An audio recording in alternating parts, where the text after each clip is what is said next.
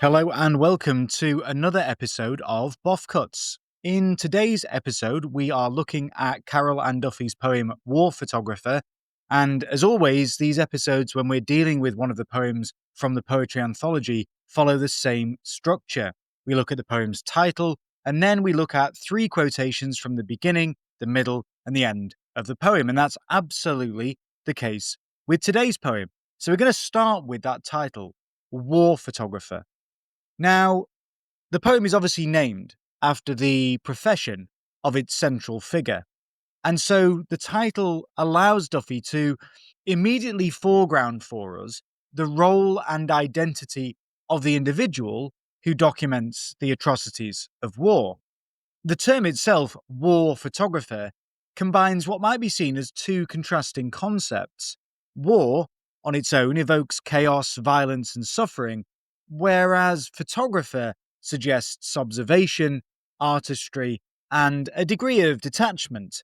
This juxtaposition, war photographer, highlights the paradoxical position of a war photographer, someone who must remain an observer amidst turmoil, capturing images of conflict but without directly intervening. Duffy herself was intrigued by the peculiar challenge faced by these individuals, whose job, of course, requires them to record horrific events without being able to help directly. In addition, the title's lack of a definite article, it's not called The War Photographer, or indeed any sort of personal name, renders the subject anonymous, suggesting that the poem speaks to the collective experiences of all individuals in this profession rather than a specific person. This universality invites readers to consider the broader implications of war photography and its impact on both the subjects and the viewers of such images. In essence, then, the title War Photographer sets the stage for a poem that delves into the ethical complexities, emotional toll, and also societal perceptions surrounding the act of documenting war. It prompts us as readers to reflect on the responsibilities borne by those who capture images of such suffering and the often ambivalent responses of those who consume them.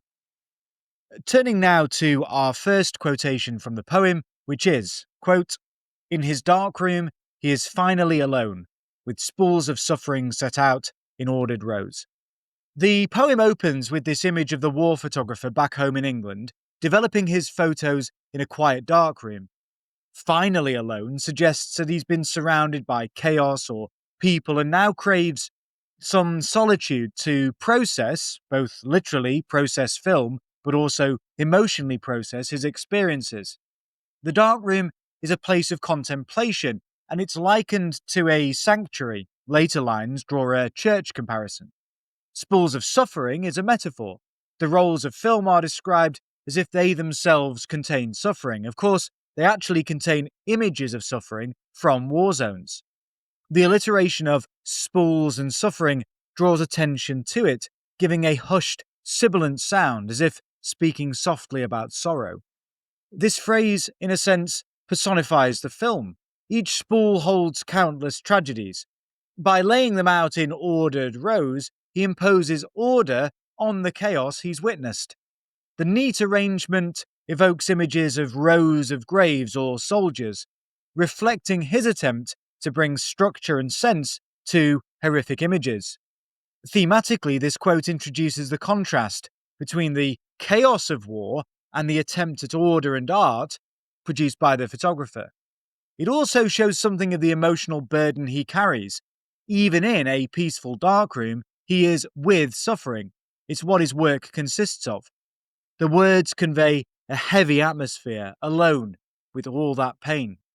There's also a hint of detachment in ordered rows, almost like a coping mechanism. He must treat the images methodically in a detached way, perhaps. This touches on the theme of the effect of conflict on those who document it. He's internalized all that suffering and now works with it as his raw material.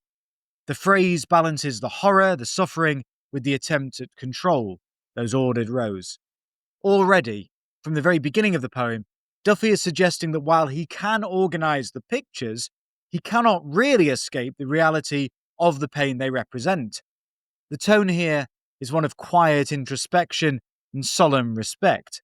It sets up the idea that the darkroom is a place of memorial or ritual.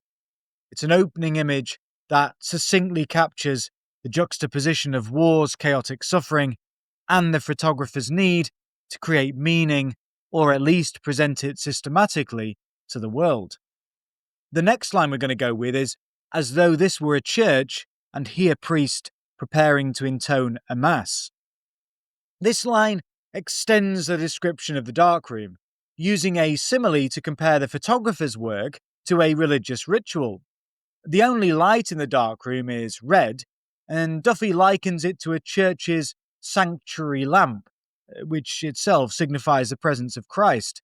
Thus, as though this were a church, turns the darkroom into a sacred space. He, a priest preparing to intone a mass, casts the photographer as a priest. A priest's role in a mass is to lead prayers, often remembering the sacrifice of Christ and the dead. By drawing this parallel, the poem highlights the reverence and seriousness with which the photographer approaches his task. He is about to develop images of the dead and suffering, much like a priest might speak out solemn names or hold a service for the fallen.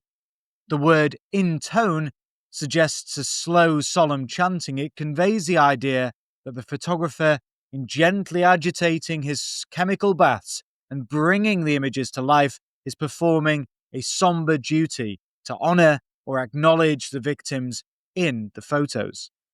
This simile underscores the theme of the morality of witnessing and the sacredness of truth-telling. It raises the photographer's role to a spiritual level. He's not just processing film, he's engaged in a kind of prayer or tribute for those who've suffered. It's also likening that process of turning the images into actual photographs. It's likening that process to the process of transubstantiation, the idea that there is something kind of miraculous going on here, just in the same way that some Christians believe that the bread and the wine literally and miraculously become the body and blood of Christ. There's a kind of miraculous transformation taking place. And yet at the same time, it also implies that he carries a sense of responsibility or guilt, like a priest burdened with the confessions of others. This religious imagery emphasizes how profoundly affected he is by his experiences and how seriously he takes sharing them. It contrasts with the likely reception of his work by the public, which we find later is actually rather sort of flippant. In this quiet darkroom, he's a priest safeguarding the stories of suffering. But once the photos are out in the world, they may not be treated with the same sanctity and reverence. The quote reinforces one of the poem's core messages. The work of a war photographer is both necessary and sacrificial, a kind of vocation that parallels a priesthood in its devotion but also its isolation. It sets a solemn, respectful tone for his character, making us see the gravity, the seriousness of his job before contrasting it with the public's reaction. And then we've got a really important line. The reader's eyeballs prick with tears between the bath and pre-lunch beers. This is a line right towards the end of the poem that starkly just juxtaposes the content of the war photographs with the casual routine of the newspaper reader's life back home. The reader's eyeballs prick with tears suggests nothing more than a brief emotional response. Their eyes fill slightly, maybe stinging for a moment, as they see the images or read the captions. That prick with tears implies a sharp but short-lived sensation. It's not full crying. Importantly, it's the eyeballs pricking, not the heart, indicating a mostly superficial reaction, almost like a physical reflex, certainly more than any kind of deep sorrow or empathy. Then, between the bath and pre-lunch beers, situates this moment of emotion in a very domestic and comfortable context. The reader is going about a leisurely Sunday routine, a bath, a couple of beers before lunch, reading the Sunday papers. It shows how distant and disconnected the reader's life is from those suffering in the photographs. The tragedy is consumed, enjoyed perhaps, as a form of media in the midst of luxury and relaxation. The alliterative phrase, between the bath and pre-lunch beers, has a bounce to it that sounds almost comical, or at least rather incongruous after all that talk of tears. It underscores and underlines the banal ease of the reader's life. Thematically, it's a quotation that addresses the poem's concern with the public's apathy or fleeting transient empathy regarding war. It illustrates how the power of images might momentarily affect someone, your eyeballs prick with tears, but the effect's very short because the reader quickly moves on to the next pleasure, in this case beer or a bath. It's a commentary on the indifference of those safe at home. They don't understand or remember the suffering shown to them. Even that use of internal rhyme, tears, beers, to ironically link the superficial sadness with the indulgence that follows, it's highly instructive. The tone here becomes a little bit bitter or even cynical, especially from the photographer's perspective. After the careful religious imagery and the devotion of the photographer, this is the outcome: a half-hearted reaction from an audience that has the privilege to not care deeply. The phrase then, the quotation, perfectly encapsulates a key conflict in the poem: the gulf between the reality of war and the way it is received by those not experiencing it. Those of us at home might feel a tug of emotion, but it's a tug of emotion whilst we ourselves are wrapped in comfort, and we can choose to ignore the true horror. Ultimately, concluding, of course, the poem, Duffy writes, "They do not care." This line, therefore, sets up that concluding idea, demonstrating how the tears are ephemeral and overshadowed by everyday luxuries, highlighting the poem's critical view of society's response to distant, foreign suffering.